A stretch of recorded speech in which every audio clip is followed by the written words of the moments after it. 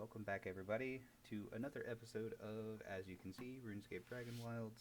Um, I know you probably heard this all over the internet. I'm addicted to this game. A lot of people are addicted to this game. I think DragX has done a very phenomenal job at bringing us a survival game in a very flooded market of survival games, but making it different enough and making it feel at home enough to their community, their fans, and even people who may not have played RuneScape but just wanted to see how it goes. I think they did a fantastic job, and they are listening to the community. They have said themselves too that they do anticipate that this game is targeted, and their goal is to make sure that community feedback is heard. And a lot of the development process will be from community feedback, very similar to RuneScape 3, which is their online MMORPG, because they do regularly release polls asking what sort of content we want to see, and they do end up implementing it into that game. So this game is fabulously done. They listen to their community. They want this game to be enjoyable, and I think they definitely hit the nail right on the head. Now, for those of you who are just stepping into it, for whatever reason, maybe you didn't want to buy into early access right off rip. I know I did. I've been playing RuneScape since like late 90s, early 2000s, so I've been playing RuneScape for a long time. It is my childhood. It is my comfort game, if you will. But for those of you who are just stepping into it, I do have an episode series that might turn into a lot of different things, but right now I know I have episode 1 and episode 2 in the works of things I wish I knew before I started playing. Very basic stuff, just things to help you along in your progression, and that way it's not going to be as overwhelming as it may be for somebody who's completely unfamiliar with RuneScape or completely unfamiliar with survival games, or maybe both. I'm not unfamiliar to either survival games or to RuneScape, so I have thoroughly enjoyed this. I've thoroughly enjoyed the returning characters. I've thoroughly enjoyed the returning quests and things like that. And don't even get me started on the graphics. They're stunning. They're awesome. But without rambling on too much longer, I want to get started. And what I want to do is I want to make a series for this game of a completely new world. I'm not going to use a character that I've already been doing a whole lot in. I'm going to leave that to me dabbling with my own world or my own stuff, and my friends. My wife plays with me. That's what this character is going to be for. We're going to make a solely new character, a solely new world for the series, so that we can literally start from ground zero, and you guys can see what the progression looks like. And I will be implementing a lot of the things I wish I knew into the very first playthrough of this. So take notes if you will, or just enjoy. We're going to go ahead and start our character. For those of you unfamiliar with RuneScape, this character is just a very HD basic version of what your character in RuneScape 3 looks like whenever you go to the character create screen. So for returning fans, you should be very familiar with this very basic look, but it's awesome. We love it. It brings back nostalgia. Mandalore the First is usually my handle for everything, but we're gonna go if we can properly spell this time, because I noticed that in one of my other playthroughs I definitely spelt my own YouTube handle wrong. So if you caught that, leave a like and go make fun of me on that video in the comments section. But we're going to go ahead and just do... Wow, I almost did it again right there. Definitely diverse. I missed the Y again. There we go. Oh, I can't fit it all in. Haha, that's funny. Fine, we're going to default to Jeff. So we can make a male or a female, of course. We're going to make him pasty. No, I'm just kidding. We're not going to do that. I'm not that white. Oh. We're going to do a very narrow face. And I love the big bushy eyebrows. I think that's hysterical. but we're not going to do that. There's not a whole lot of options for like facial hair and things like that. Not the end of the world. I'm not like super upset about that because what they do give us in the game is actually still very enjoyable. So for what the game is, it's not the end of the world. There will of course be more. Wow, I actually never noticed that we have the chili bowl cut. That's that's great. I love that. Limited customization in early access game I never am upset about, because of course early access is here for us to get a taste of things, for us to understand what to expect, and then to help the developers, in this case Jagex, understand what they need to do to work on the game. So we'll do this guy blonde, and then we're going to hit confirm. So Jeff here is going to be our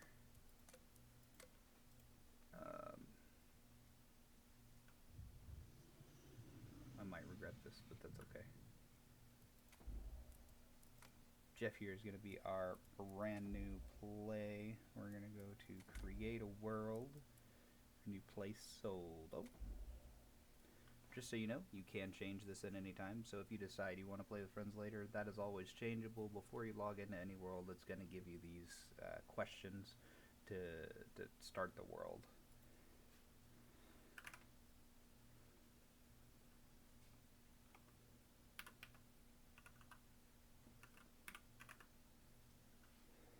So we're just going to make this our Let's Play series world, and we're going to go create. Now, you're going to be greeted with a little video. Adventure called, a brave few answered, and the expedition set sail. Among them, an elite band of explorers, some of Gillinor's finest. They were bound for uncharted waters in pursuit of a legend. Ashenfall. Had only they known the danger. Dragons, winged death descended from the skies.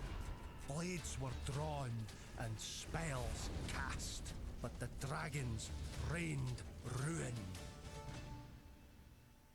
And so they vanished into the wild.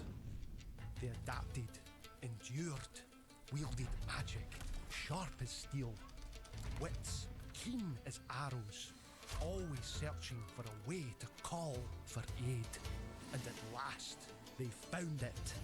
The heroes are on their way, and the dragons, they'll never see it coming. So in our first video, we're greeted by a bunch of familiar faces. Thrust into the game, we're also going to be greeted by a familiar face. For those of you who are new to RuneScape, that's okay that you don't recognize them. They do a decent job at explaining themselves in the tutorial. I do highly recommend the tutorial for new players, whether you're new to RuneScape or new to survival. It's always a good idea to understand mechanics, and the tutorial also gives you a little bit of gear to get yourself started. I personally am not going to go through that in this series because I about 52, 53 hours into play. I know that's not a lot compared to some of you out there, but it is still a decent amount of time into this. So when we talk to the Wise Old Man here, we're going to let him know that, no, I can work it out, and I'm just going to skip the tutorial. And then we're going to go get right into it. It's going to ask me to go speak to him in Bramblemead. Don't really need to do that. We're going to be greeted by Velgar, who is extremely obnoxious. However, Jagex does understand that Velgar was obnoxious, so they have done some tweaks. They have done some patches, which is great. Mostly to Velgar and his mechanics, which is the big dragon that flies overhead, as well as a few tweaks to the goblin raids. I think they geared it more specifically to the Garo raids, which is in later tier zones, which you'll see in this series. But they did do some tweaks to the actual goblin raids themselves, so that way they're not as plentiful, which I really love, because it means that they understand that we want to actually get into the game and the content rather than having to deal with dragon attacks and goblin attacks all the time. So right off the rip here, our job is to be hunters and gatherers. So right now I'm starting out as just a gatherer because, well, frankly I have nothing to be a hunter with. So these sticks are going to be your very first bits of woodcutting XP that are lying on the ground. Same thing with these stones. These stones are going to be your first bit of mining XP that are lying on the ground.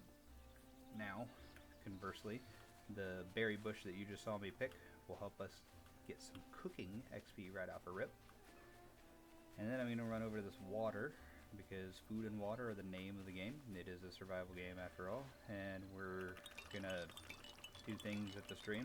We're definitely collecting water. Yep, that's all we're doing. And I'm going to collect about 100 of it, because we're going to burn that into a campfire so we can boil it. We don't ever want to rely solely on dirty water. Relying solely on dirty water is going to cause us more problems than it's going to address as a solution. So always, always, always boil your water. You're going to see me go through a lot of different levels in mining and woodcutting as we're picking up all of these things, as well as cooking, because we're going to be cooking a lot of water. And I'm just going to run straight back over here. We do want to remember this church. There is a chest at the top of the church for later on. Once we get magic, we can actually float our way up there. We're going to grab these berries so we can grab some basic cooking first. And we're going to go see our little dwarven friend, pun intended, little dwarven friend, Doric, who starts out right here, but later we'll find him in a higher tier zone so that we can actually create the Granite Maul, which is a returning weapon from RuneScape 3. We're going to go ahead and place our first campfire. We're going to place our logs so that we can fuel said fire, and we are going to transfer our dirty water in and let that start. While that's cooking, because we can walk away and it will still be cooking, we're going to continue gathering as much of these resources as we can so that we can make our first basic tools. There's another woodcutting level. Like I said, we're going to go through a lot of that. Now, of the skills, which I will bring up in just a moment so that we can walk through that, of the skills that are available to us, the only two combat skills that are not available to level up just yet are going to be magic and range. You can still use magic, you can still use bow and arrows. You just will not be able to gain XP by engaging in combat with those weapon types. You can level up the skill via tomes from vaults, which we'll get into later, or quests that grant that XP. So it's not like you won't be able to level it up, you just won't be able to level up as quickly as you will your attack skill. So as you can see, I'm getting more abilities that I can use for woodcutting. So as we're cutting down trees later on, we'll be able to do different things such as the overhead swing, which will help us break down trees and collect more wood, which we have a good plentiful amount on the ground here, as well as some stone here. Don't really want to bother the Kebbit right now. We don't have a weapon. Yes, we could punch him. It's not going to be very effective, though. Let's see, we're almost done with the water here, so we're going to go ahead and throw some more in. Then I'm going to make ourselves our first crafting table. And place you there, so that we can go in here and get our first basic tools. So right off the bat, I'm going to go ahead and get us some armor. And we're going to wear that. Then we're going to craft ourselves basic tools to gather materials with. Get us a shield. And we need more stone to get us a mace club, our basic first weapon. So we're going to grab the stone here. Hopefully this Kebbit does not bother us. We are defenseless, Mr. Kebbit. Please leave us alone. Alright, now we're going to go back over to the crafting table, and then we're going to organize our hotbar, and we're going to go and get on progressing our way through. So, the way I like to do things is I like to have my food as number 1, my water as number 2, my torch typically I'll keep as number 8 until I get access to more different weapon types. I'm going to put my sword and shield over here. Where did my shield go? I thought I made a shield. I'm going crazy apparently. Could have sworn I made a shield. Let's go look for some more wood real quick. Shouldn't take us too long. I mean, actually, I suppose I have... There we go. Swing and a miss. We're going to cut down a tree here real quick. My OCD does not like tree stumps, so we're going to get rid of the stump as well. We don't have magic yet, which that's going to be one of the very, very early things that I'm going to work on to try and get us. But we do have overhead swing, so we can go ahead and chop down the wood here and break it into more wood. And we're going to have to do that all the way along the log. We're going to try and progress as much as we can into higher tiered tools. I'll talk about that here once we get back to the crafting table. For now, I want to go ahead and break down this log so we don't have just a random log lying around, which we're almost there. There we go. We got a runaway log. I do think that the gravity effects need some slight tweaking. I do enjoy them, but I think they need a little bit of tweaking. There's a few other things that I think could use a little bit of work, and we'll talk about them as we experience them, rather than overloading you with information right off the bat.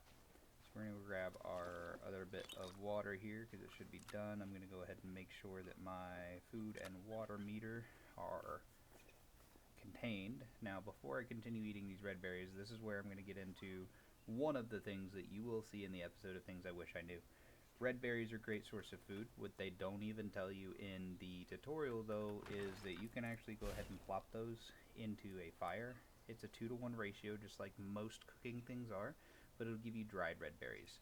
These will actually fulfill more of your hunger meter replenishment than just eating the red berries by themselves. So anytime I'm out, I'm grabbing red berries as I see them for that reason. But also, red berries, once you get into later cooking things, such as meats, you can add red berries to meats in the tier 2 cooking stove, and we'll talk about that again once I get there, and I'll show you and illustrate that. But that will also only further increase the amount of hunger that you're getting, or the nourishment replenishment, to be able to continue feeding your character, which again, it's a survival game, so that's the name of the game. So if we look down at my hunger meter right now, which is this one right here, my sustenance and my hydration, if I were to eat a dried red berry, it'll go from 69 straight to 89. So we get 20 of our sustenance meter off of that. If I were to eat just a regular old red berry, it'll take me to 99 from 89, which means it's 10. So it's basically double what we're getting.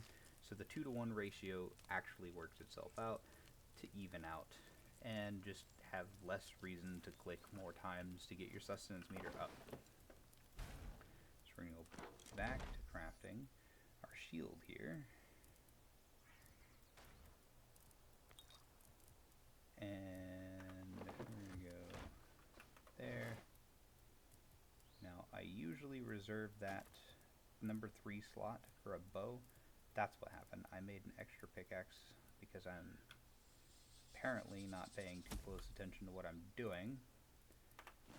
So I'm just going to go ahead and delete that. You delete it on mouse and keyboard by holding X. There's not really a need to have another one. This game offers you the ability to repair tools, and actually I told you I was going to talk about tier stuff.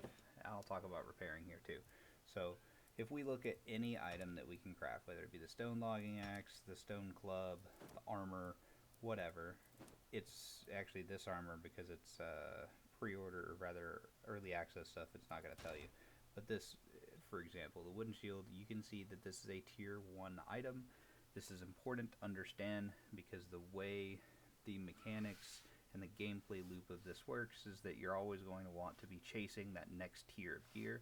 Right now there's a total of 4 tiers for you to be able to access and work your way towards. So as you're making these things and being introduced into new different types of materials, you'll be able to increase that tier. Now, in your crafting table, you can also tab over here to repair an item. So as you're using your items, your little condition meter goes down on the item, and you can repair it should you actually have the necessary requirements. So rather than needing to make a whole new tool when it breaks, you can actually repair it, and it's usually more cost effective to do so. Now that we have the things that we need, we're going to go ahead and start getting us some stuff that we can use to make a bed. So we'll take out a few of these kebits. Kebits are really not going to give you a whole lot of meat or anything like that to use. Not the end of the world. I wouldn't worry too much about that. But before we leave this tutorial area, you may have spotted the strange floating rocks. Once again, for those of you who are unfamiliar with RuneScape, these are rune essence. This is what you use to perform magic and level up your rune crafting skill. So we're going to go over here and we're going to mine that. So we're going to grab our little stone pickaxe. We're going to mine this rune essence because we're going to want to hold on to it and craft with it. This is how we get our rune crafting level up as well at the very early point until we have access to build the rune altar, which as you can see, you will get in your first rune crafting level. So the very first rune essence rock that you're going to break should give you the ability to make that, and yes, we're going to make one right now because magic plays a huge benefit in this game. The ease of progression and quality of life you get with magic in this game is very, very real. So we're going to put a big emphasis on rune essence mining and collecting, which once we get later into... not going to be able to. If we had a bow, you can actually shoot these to where they stop floating in the sky. There's another one of the things that'll be in the Things I Wish I Knew series, but as I was saying, we're going to be doing a whole lot of rune crafting. Once we step into exploring vaults, which we will do fairly soon, you'll see that you'll get a lot of rune essence from those vaults. I kind of have a system down, so to speak, that I'll kind of show you guys to be able to help progress your rune crafting level and keep up with having a bunch of runes in your inventory so that we can continue doing a lot of magic and things like that. Magic is probably one of the most fun combat skills that there is. I do still think that range is necessary, so having a good bow for the deer that like to run away, like this one right here. I'm not going to be able to get him with melee. It's just not going to happen. You might get close enough to get in range with magic, but they are also pretty quick when they start running, so being able to fire an arrow or two and dispatch them quickly is going to be the name of the game. And as we're progressing into the different tiers of gear, you're going to need a lot of animal bone to do so. So you're going to need to be hunting deer and killing them just as many as you see them. So we're going to run over here real quick. Actually, we didn't talk to Doric, our good little friend. We need to talk to Doric. We also will need to sleep through the night. It's a good thing we have a camp set up over here, conveniently right next to Doric. So what I'm going to do is I'm going to, actually you can see we have a couple of things. New basic building has been unlocked. If you follow the quest line will actually start explaining this to you, or rather the wise old man very briefly tells you that you need to make a shelter and then kind of leaves you to fend for yourself. What am I missing here? Coarse animal fur. I need to kill another kebbit. I traveled too far away, and Doric said he is going to his next area. I'm sorry, friend. We did not talk to you like we should have. So we're going to find a kebbit again. There you are. Grab your fur so I can make myself a bed. There we go. Coarse animal fur. ×3. Alright. Head back over to the tent. You don't really need to head to the tent. But what we are going to need to do is collect some more wood. Because what we do need in order to sleep through the night is we need roof coverage. The game will tell you that. Actually, do I have... Yeah, I should have enough building materials to get us a very, very rudimentary little lean-to, if you will. I'm gonna put you here.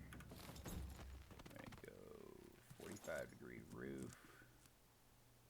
No, actually, we'll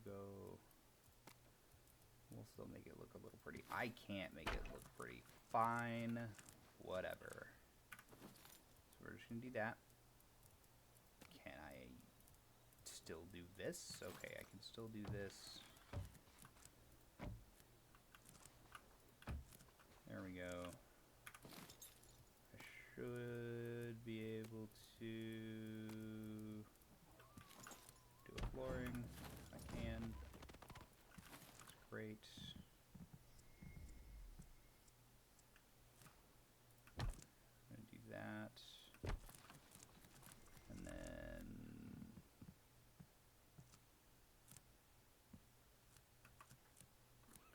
alright, so as you can see, I'm running into a little bit of issues with the snapping. If we hold control, though, we can lower... Come on. Alright, you're not going to do that. Cool.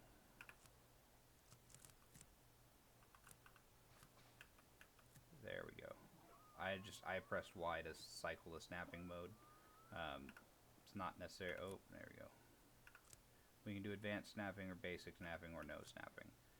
Basic snapping should help you snap to it, but if it doesn't, you can always just toggle between those. And we're gonna go here and out of wood. That's okay though.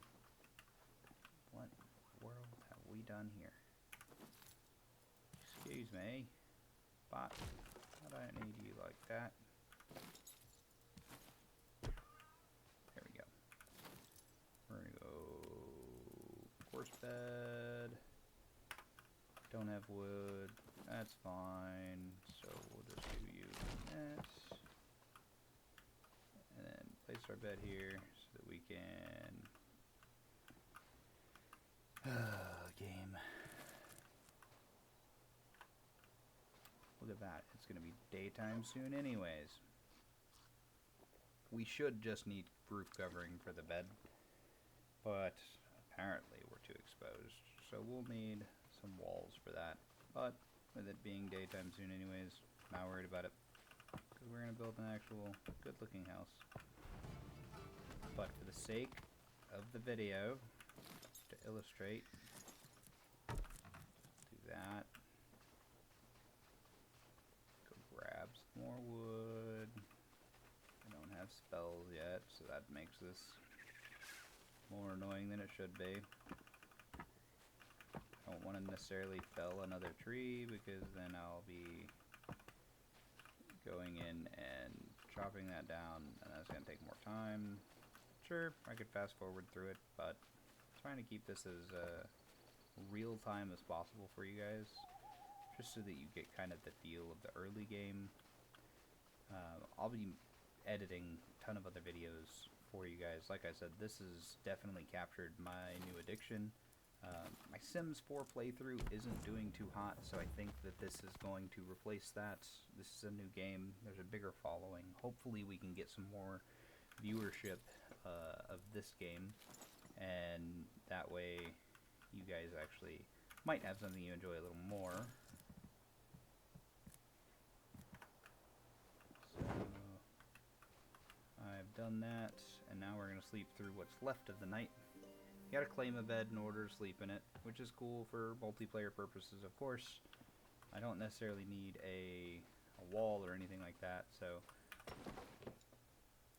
now we can finally craft ourselves some basic adventurer armor, which we already have anyways, so not really a need to. Don't jump to wasting your resources. That is the one and only gotcha mechanic I think that the game has to offer. Now, just up here where Banaka is usually for your tutorial, you'll actually get introduced to some rats, giant rats. They're one of your first bigger enemies in the Kevits that you'll go in and fight. These guys do offer your good food supply. However, if you're like me, I prefer chicken. I don't know about you, but if you've ever eaten a rat, it's not good. We do find our first lore book though. Lore books are cool. We can read through some lore. I always get it because it's a blue shiny sparkly thing, and that's always cool too. I'm going to ignore the rats for now because we're actually going to come up to an area with a lot of chickens here, and they respawn pretty quickly. And not only do chickens give you meat that you can use for cooking, which is what you would use rats for anyways, but they give you feathers. Feathers are going to be handy because we can craft ourselves some arrows, of course, so we can get our first ranged weapon. Now, as we're making our way into this little dilapidated town that we'll be making our way into to meet up with the wise old man, finish out the main quest, which is to slay the dragon, of course, we will be finding a few different plants. Now, remember, I said we are hunters and gatherers at the very beginning for food purposes and survival purposes. More so gatherers than hunters. Of course, you can see me beating the life out of these chickens. So, I'm being a little bit of a hunter right now. But it is much easier to gather food than it is to hunt for food in this game. If you make a habit to kill every living creature that you see along your adventure, you should never be hurting on meat items. But meat items also, okay, let me back that up. I wouldn't say but meat items. I would say that meat items are good to have and they offer more sustenance, as we explained earlier. However, crafting food has a tier system, just like your weapons and armor has a tier system. What that means is as you're coming across different ingredients and stuff like that, you're going to get higher tier foods which offer more sustenance, which in turn creates a better quality of life for you for the food side of things.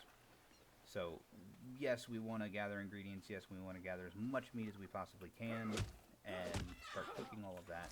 But once we get into the later game, there will be very particular foods that I will encourage you guys to look out for. I'm not necessarily saying ignore everything else, but there are very particular foods that you're going to want to look out for. There's very particular ingredients you're going to want to look out for.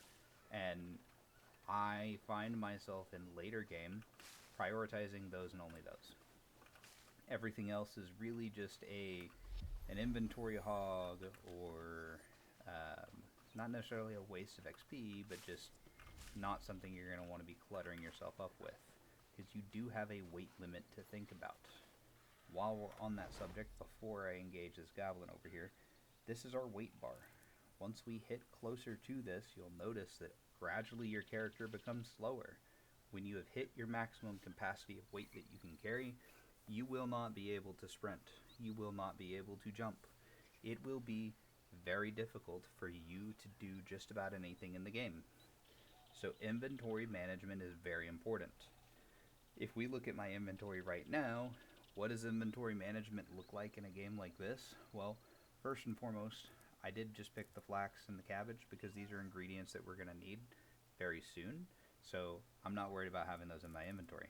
I need to make myself a rune crafting altar so I can get rid of this rune essence. Each piece of rune essence in my inventory right now weighs 1.5 pounds. I have 21 of those. So I have quite a bit of weight. 30 plus pounds of weight just sitting in rune essence alone. Each one of these raw bird meat is just over half of a pound. You get the picture.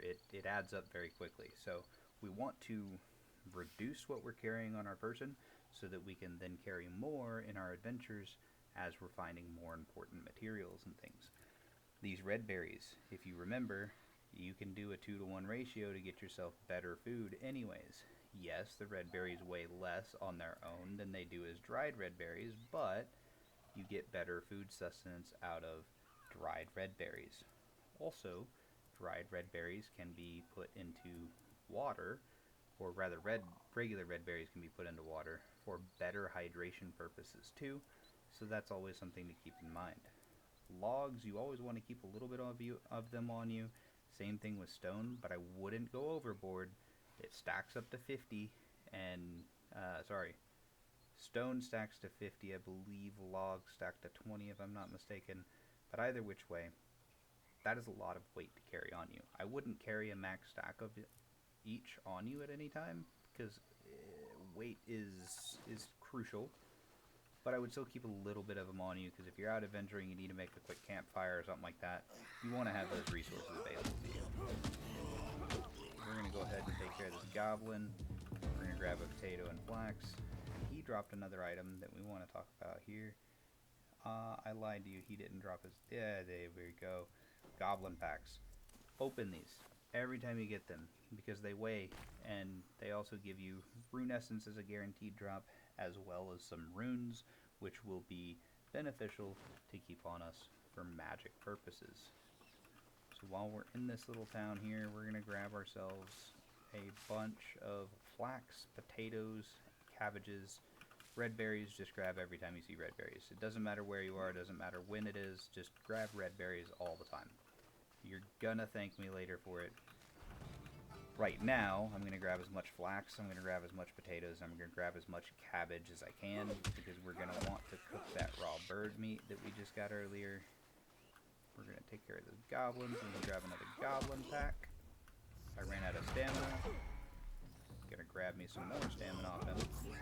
Now, in early game, the risk versus reward for what I just did to gain my stamina back is okay.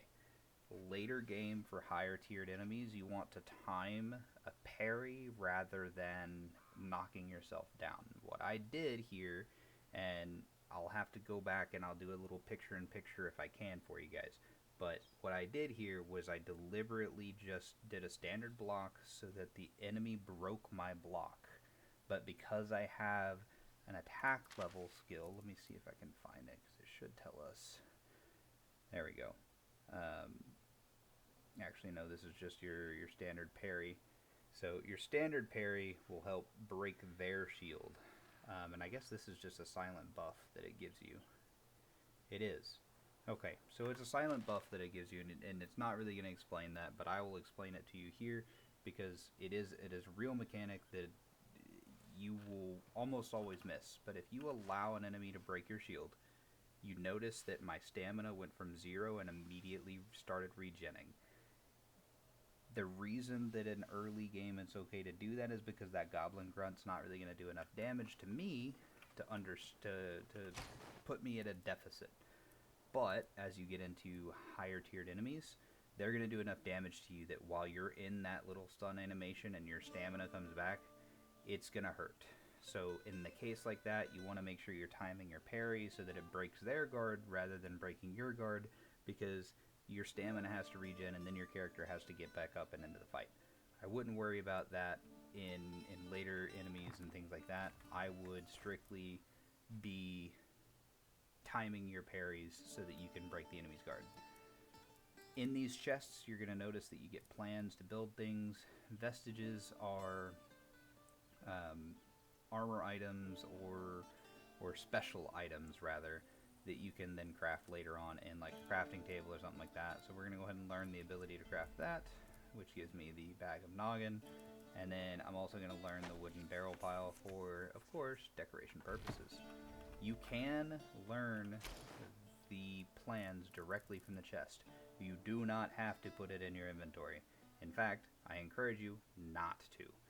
If you're going through a vault or you're going through a chest that you found out in the world, open the chest, take only what you need or want, leave everything else. Inventory management is the name of the game. Same thing with plans. If you already know the plan, there is 0 point in holding on to it unless you're playing with a group of friends and you know for a fact they don't have it. There's no point in taking it. All it's going to do is clutter your inventory. All it's going to do is weigh you down. All it's going to do is clutter your storage space at your camp as you're building it. It's just not worth it. Find out if you can learn it or not, which if we run into one during the series that we can't, I'll show you what it'll say. It'll say at the top, there's a little banner that it'll say cannot consume. That means that you can do nothing with it, so just leave it. Just open the chest, say, oh cool, don't need it, and move on. I promise you it will help you out later on. Again, we're going to come in here, we're going to grab potatoes. The food items are going to stack to 20. So what I like to do is have 2 stacks of meat, 2 stacks of veggies, so that when I'm cooking, it's a 2-to-1 ratio, so I know I have a full stack of good hearty meals that I'll be making to increase my sustenance even more. And at that point, once I have those 2 stacks, I will stop collecting for a little bit and continue adventuring. But right now, I am foraging so that I can make myself as much good food as possible, and in doing so, as you can see, I'm gaining that cooking level just by picking plants. That's great because it's going to help us cook more meals later down the road. For OG RuneScape players, we're very familiar with the term no XP waste. Well, that's exactly what this is.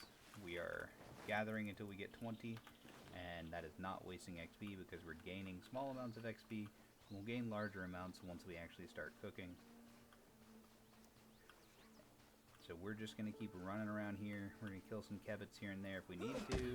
It never hurts to get some XP. Like I said, kill every living thing that you can because their resources will be beneficial to you at one point in time or another. Whether it is immediate or not, it will be beneficial to you.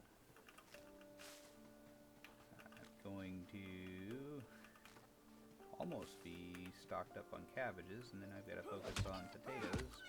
Definitely gonna grab more chickens. Can't go wrong with having more feathers.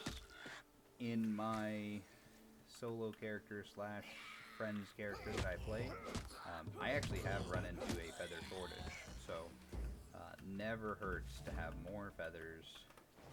Go ahead and open that goblin pack. I've got 2 of them, and you can see it just says that my throat is feeling dry. It's because I have not been paying attention to my character's hydration or sustenance meter.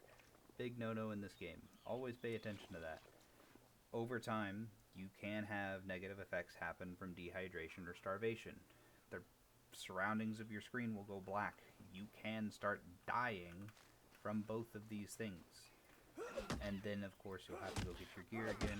It'll be annoying, and you'll probably not like yourself very much for just letting that happen in the first place. I know I never liked myself for doing it, so just keep up with it. Your character will also thank you for it. We're almost caught up on cabbages. 17, so we need 3 more cabbages. 1, 2, and 3. Now we're going to focus solely on potatoes so we don't clutter our inventory. I'm going to continue going for flax because we almost have a full stack of flax. There's some cabbages, don't need those. We're looking for potatoes now.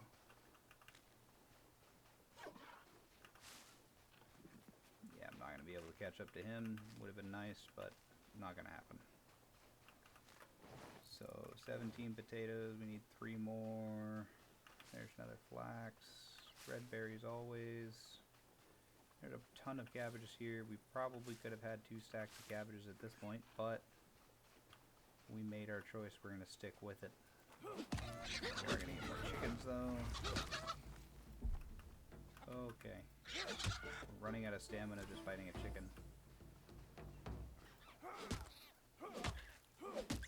There we go. I personally don't really like the club. I feel like it's a little too clunky. Later on we'll have access to swords and things like that. Right now I don't really have access to them. Kind of sucks, but it is what it is. You do have the ability eventually to make a dagger, which is a faster weapon. Does a smaller amount of damage because you can actually chain more attacks, and it is a faster weapon, like I said. So there is balancing aspect to that. Things like clubs and maces will do the most amount of damage, but they're also the slowest, barring and excluding 2-handed weapons, because you will get access to those later. But for single-handed weapons in which you can wield a shield at the same time, the mace and club are going to be the slowest, but the heaviest hitters. So pick your poison. The sword is the good in between, and that's why I prefer the sword. But you don't get access to those until we step into bronze. There is no stone sword. So you either have to deal with a stone/bone club or a stone/bone dagger until we step into bronze items. So we just picked up one too many potatoes, so I'm going to go ahead and get rid of that. We now have 20 cabbages, 20 potatoes. We need some more meat, so we're going to go find ourselves some chicken. And we definitely need to look at a place to build our first camp slash house, because that will be where we're going to do this extra crafting, or cooking rather, not crafting. And we need to lose inventory of rune essence. We need to craft that into actual runes to be doing magic with. We will learn more spells, and hey, that's great that you decided to drop down for me. As we're doing some rune crafting, we're going to learn different spells that'll help us with different skills in time, which will grant us more ease of use and quality of life just in general, especially when we're going hunting for bronze, which we need copper and tin for. We're not going to have a whole lot of good gear to get into a whole lot of fights in those later tiered zones, at least not with ease. So that's why it's so important to have your different skills available to you that you can gain from rune crafting, because it will make your gathering to get there quicker. And again, it's going to be in part of the things I wish I knew before I started playing, because I'm not going to lie, when I first started this game, the progression to the different tiers was very scary to me, because I was like, oh man, I don't want to die. Even though the game is not super punishing right this second for dying, it's still annoying. You know, it wastes your time, and it's annoying to get back to things, especially if you don't have a whole lot of lodestones to be teleporting around the place. It's just one of those that we have the ability to avoid it, so why not just avoid it, right? Alright, more rune essence. I'm going to keep up with my food. The more activities that we do, the more our hunger and sustenance, or sorry, our hydration and sustenance meter is going to lower and quicker. Didn't mean to do that. So we finally have our wind step, which we have air runes. Runes are going to be in the second tab of your inventory. Important note, take every bit of every rune that you find. Rune essence is different because it actually weighs something, but if you notice, there is absolutely zero weight to every single rune that you have in your inventory. So as you're going through bolts, and you're going through chests, and you're going through goblin packs, and all of the things that give you extra items, never get rid of runes. There's no reason to get rid of runes. Take every single rune that you can. But if we open our spell wheel, which for controller, because there is some controller support, it would be the left bumper. For mouse and keyboard, it's going to be Q. We open our spell wheel. This is customizable as you have more spells, but wind step is going to be one that is super handy. This is the one that you can float on top of the church that I was telling you about earlier, where the chest is. But if we cast this, you'll notice that when I jump, I will thrust myself into the air, and I also glide down slower. This is a great way to break fall damage. This is a great way to traverse cliff sides and things like that, especially when we get into the tier 2 zone. We open our map here. Just up here, it's going to be the Fractured Peaks. This is, or sorry, we have to go through the swamp first because it's right here, and then we branch into the Fractured Peaks. The Fractured Peaks is the first place in which you're going to want to have a boatload, and I mean a boatload, of those air runes, because traversing the cliff sides is super easy. It also helps you avoid massive amounts of damage from those tier 2 enemies. So every chance you get, be doing that. I just opened another goblin pack there. Got a good weak healing potion. These are always great to have on your person, and use in a pinch. I would use them sparingly. Challenge yourself and get used to the combat to the point where you don't have to worry about always having them to save you. Try and use the fact that you're keeping up with your food and hydration to be able to take care of your healing, because you will heal passively over time as long as your sustenance and hydration meter are filled. This first ghost is going to be where our first quest is. We're not going to be able to talk to him yet because we're missing a key item. He just says, ooh, like a ghost. So the key item that we're missing here, where is it? It's going to be across the town. We're going to find the well right here. We're going to look in the well, and it says you'll see something glinting in the bucket, reaching into the cold water. You pull a strange looking amulet out that's even colder to the touch. We just got a ghost speak amulet. Again, those of us who are OG RuneScape players, we're very familiar with Restless Ghosts quest, but for those of you who are new to the RuneScape world, we now can talk to ghosts. I know, they hit the nail on the head with the name of that item, Ghost Speak Amulet. But now, we can talk to the spirit. And he's going to tell us that he never really liked goblins, even though Zanuck said they deserved our pity. Zanuck, again, being a returning character, and if you did play the tutorial, you'll actually talk to Zanuck. But anyways, this poor fellow is going to tell you that he died because of a goblin, and that's why he should hate people, or rather goblins in this case. Talks about having a farmstead, and he just wanted to live a good little farm life, and his grandmother was upset with him. He died to a goblin, and now he wants me to go find other spirits to help put them to rest, and then we're going to continue. Now, important note, something I didn't pick up on at first, but my friend did tell me about, is that these ghosts only appear at night. So this is one of those quests that you can kind of sidebar during the day if you wanted to, and really only focus on at night. But these ghosts are going to appear all over the different points on the map. There's going to be one here. There's going to be one up near the Runecrafting Guild on the map up here, which we'll go to later because this is a vault that we're going to want.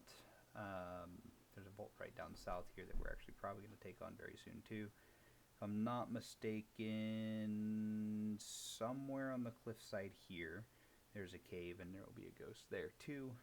And then one of the other ones will actually be in the swamp here. So doing all of that will of course grant you with some rewards, and we will do that at a later time. But for now, we're going to go find somewhere that we can build our first home. Actually, near this area is not a bad place to do it. I'm going to do it right by the stream side. So I'm going to come right to this area. No, it's actually right behind me. And I'm going to build my first little house. It's not going to be anything major, it's not going to be anything exciting, but what it is going to be is a place for me to actually place down a cooking station for tier 2 cooking, and that's going to be huge for us.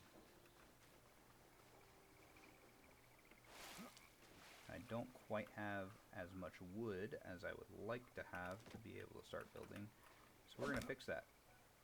We're going to fell a few trees, and then we're going to build a very basic house, nothing exciting, just enough to get us going. And once we do that, we should be a little better off and can continue our adventure into getting tier 2 items. The progression of the game is very important. You can speed through it if you want, but I wouldn't necessarily recommend it. I would still recommend getting used to all of the different mechanics. And that's why I'm trying to illustrate it rather than speedrunning into the different gear tiers and stuff. Because understanding the basic mechanics of the game is going to help you excel in the later game. What I'm hoping not to happen this early on is to have Velgar attack, but if he does decide to be a nuisance to us, it's not going to be the end of the world because we'll actually be able to talk about the mechanics, talk about avoiding his mechanics. I just got a new ability to cast another spell, Astral Projection, which is a magic spell that fells down trees, and if you line it up right, you can get multiple trees all at once. There will be another one that we unlock later called Splinter, which is even better because after you fell the trees with Astral Projection, you can then use Splinter to then do effectively what the overhead chop does in the first place, which is to splinter it into other pieces of wood that is able for you to use for building purposes. We're going to stop this tree from rolling too far into the water. splinter would do that, except break the whole log all into different items that you can pick up. Just like that. Except it would do it to the whole thing all at once. Super, super handy spell. What I like to do when I'm collecting massive amounts of wood, again, this will be in my Things I Wish I Knew episodes, but what I like to do is use actual projection to line up as many trees as I can, and then use splinter. If they fall in just the right way, you can splinter multiple trees, but that one's harder to do than to chop down multiple trees with actual projection. But if you can get it, it's very rewarding, it's very fun. And then once I've done that, while I'm on the spell cooldown is when I would do the manual chopping like I am right now, until I have those cooldowns all reset, and then I would just rinse and repeat that process over and over again. You'll find that you can be more efficient and get more wood that way. We got some daybreak coming, we got some chickens spawning, which is great. I'm gonna go kill this chicken so we get our first stack of 20 raw chicken meat. And then, since I've chopped down all the stumps and I don't have to worry about the uglies, we're gonna go ahead and start our building process. If I'm ever building on uneven terrain, you always want to start, if you're OCD like me, you always want to start on a higher point, or the highest point in which you can build, so that once you get to the lower points, your snapping should take effect and you can have something that looks like this. Now, what I'm also going to do while doing this is you're going to see me make a rather large footprint of a base, but a small actual house. And I do that for a reason, because there are certain crafting tables, and if you go into the build menu, which I'll show you in just a moment, if you go into this building menu and we go to crafting, these things are going to tell you if it needs to be exposed or if it needs to be indoors, such as the campfire here. If we read, it tells us a nice hot fire to cook food or purify dirty water, tells us the requirements, and then right under that, must be exposed. This item cannot be placed inside and still function. It can be placed inside, but it will only be for cosmetic purposes if you choose. If you want to have it functional, it must be exposed, so it cannot have a roof and wall covering or anything like that. It has to be completely exposed out to the elements. So I'm going to do a larger footprint on the ground and then a smaller inside house, so that way on my porch I can have things like this. There are 0 requirements for the rune altar. I'm actually just going to place it out here for now, just to place. And we're going to do it just like right at the side of the road. Not worried about it being in my house or anything right now, because this is just, again, for the basics. So I'm going to go back to flooring. I'm not going to do that floor. I don't know why I clicked it. We're going to go back to here. And where did we go here? There we went. I'm going to... There we go. Now, we're running out of wood, so I don't want to do too terribly much. We're going to go back to walls. You'll see we have a whole bunch of different walls. As you're leveling up, this is going to be pretty common. You're going to have a ton of these. I'm going to do a little bit of window stuff. Let's do window here. We're going to do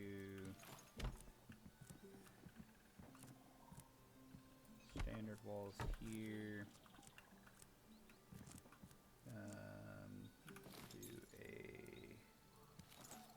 Bigger window here. We'll do another no window here. We're gonna do a single window here, and then a doorway here if we had wood, which we don't. Wow, this rat made his way a long way from home just to try and disrupt our fun. There we go. Does give us some raw rat meat though, which is nice. Don't necessarily need it right this second, but it is pretty nice. I'm going to grab my... Actually, we're going to illustrate. I don't have enough astral runes to do that. I was going to illustrate. I'm an idiot. I am going to illustrate actual projection. So any trees that are highlighted in green are the ones that this is going to cut down. So this is going to cut down this tree and that tree. If we may be able to aim this, there we go. So this will actually chop down all 3 trees at once. I don't have Splinter, so I can't illustrate that. But now that I have these 3 trees all knocked down, now I can go to town chopping them. If I had Splinter, I could splinter it into all of the raw wood that it would give me and make my life just that much easier and that much quicker for collecting wood. But we don't have that. That's okay, because we will need it very soon. What we do have is 3 trees that we need to cut down, and then I'm going to go right to that rune crafting altar again so that I can explain that just real quick. It's pretty self-explanatory. Rune crafting altar is just there to craft yourself runes, which you need for different magic spells or magic combats. But I don't have a magic battle staff yet, so not too super worried about it. You can see that I got a new perk unlocked, the ability to find birds' nests while chopping down trees. These effectively are goblin packs for trees. Occasionally they'll give you a bird's nest, you can open it, you get feathers, and then some other goodies inside. Like usually, again, runes. The only difference is goblin packs are always going to give you rune essence, and the bird's nests are always going to give you feathers. So if you're hurting on feathers, do a lot of wood cutting, you'll have a lot of bird's nests, you'll have a lot of feathers. Or just kill a bunch of chickens. It's going to be the first easiest thing that you can kill to get yourself food and feathers. How much wood do we have? So wood does stack to 50. I was mistaken earlier when I said 20. Wood will stack to 50 just the same as your stone does. Now, if you notice while I was just picking stuff up, if we press 1, we'll start eating, and then if we press 2 right after, it'll highlight our water so that it basically cues that up to be the next action that it takes. This is really cool and nice to use, convenient, so that while you're out adventuring and whatnot, you can just queue yourself up like that, so that way as soon as he's done with one action, he'll move right into the next action. Now, we're going to give ourselves a very basic roof here, 45-degree hip roof. I'm going to plop you here, and then we're going to plop you there, and then we're going to plop you there, and you here. Here we go. You here. Now we have our first very basic house. It doesn't look great. It doesn't look awesome. It is not supposed to. It is strictly here for us to put a bed down, some chests down, and have some ability to start crafting. So we're just gonna light this place up a little bit with some torches. We're gonna put a torch right out here as well, and save ourselves just enough to craft a bedroll, because of course this is where we'll be sleeping. And bam, there we go. Plop down a door. So we have Outpost Home, and the extra touch that I like to do, not required, it's not going to do anything functional wise, but just placing a few windows inside your actual windows is cool to do, fun to do. There's not necessarily directly railings that we can do for our outside porch, but I'll show you what I like to do. And you'll notice it a lot in my different builds, because I like to build things that look pretty and fun. But let's go into our rune altar here real quick and show you what these do. We only have 2 runes that we can make right now at our level. Air runes, astral runes. Astral runes are going to be used for astral projection, so we're going to do 25 of those. We're going to notice our rune crafting level will probably jump, and yep, there we go. Now we've got earth runes. I'm going to go ahead and get me some earth runes. I don't have a whole lot that I can use those for just yet, but it's good to have them, so we're going to go ahead and do those. And then with the last 20 rune essence we have, we're going to go with air runes. Again, that air step or wind step, whatever, is super crucial to have, so it's just one that I'm going to always want to recommend having placed down. Then we're going to go to our crafting here again, put down a crafting bench because we'll always want one inside. I'll put a crafting or a storage chest down next to it at some point. And lastly, I want a camp campfire. I'm gonna need more wood, which there's some over here still.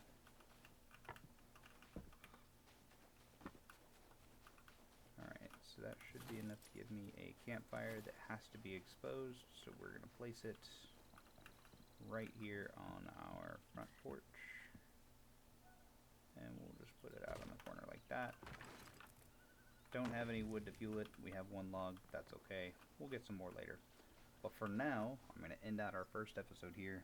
I covered a good handful of topics that's going to be in that video I talked about of the things I wish I knew. We've got our first basic house. We've covered being a forager. And then in our next episode, we're going to work towards those crafting tables to get us the better food ability. For now, we're going to store them in the house. We're going to continue on quests and stuff like that in the next episode. But we'll progress into that so that we can then, on our third episode, probably by third or fourth episode, we'll be able to step into going into collecting enough materials to get us into tier 2 armor. That should be enough time for us to do it. I want to be able to get through it quickly, but not too quickly, because I want to help you guys who are just starting out understand the mechanics and the basics and things like that. So for now, I hope you guys enjoyed our first episode, me kind of very quickly running you through basics and how to help arm yourself for your adventure, and we will see you in the next episode.